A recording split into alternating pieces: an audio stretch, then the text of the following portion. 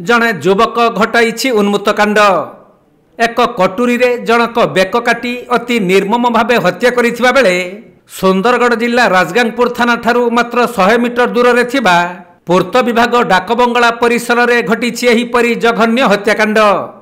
परे अभियुक्त युवक को धरिबा पई पुलिस को नाकेदम हेबाकू पड़िथिला। मिलिथिबा सूचना अनुसार झारखंड तत्वग्रामरू आसीथिबा सोक्रा उराम नामक जने युवक किछि दिन हेब बसस्टाण्ड रे बुलाबुली करुथबा लोक माने देखिबाकू पाइथिले।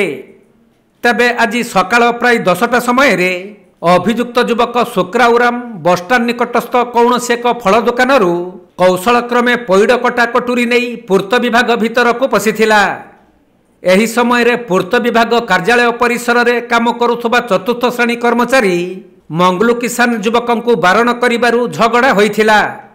एतिकी बेले सोक्रा उराम उत्क्षिप्त होई पड़ी निज पाखरे रखिथिबा कटुरी साहाय्य रे मंगलूर बेक को निर्मम भावे काटी देबारु घटनास्थल रे ही मंगलूंकर मृत्यु होइथिला।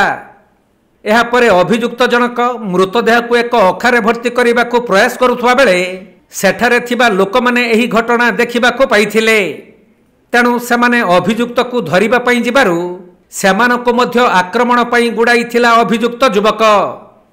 खबर पाई राजगांगपुर थाना अधिकारी समेत पुलिस टीम पहुंची कटुरी धरी रक्तमुखा साजिथिबा अभियुक्त युवक को धरिबा पई नाकेदम होई जाइथिले।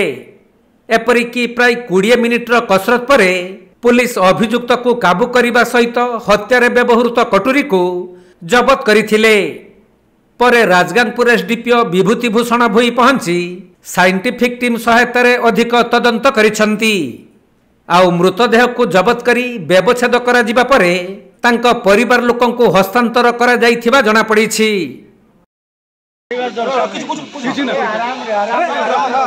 तो कुछ नहीं तो कुछ नहीं।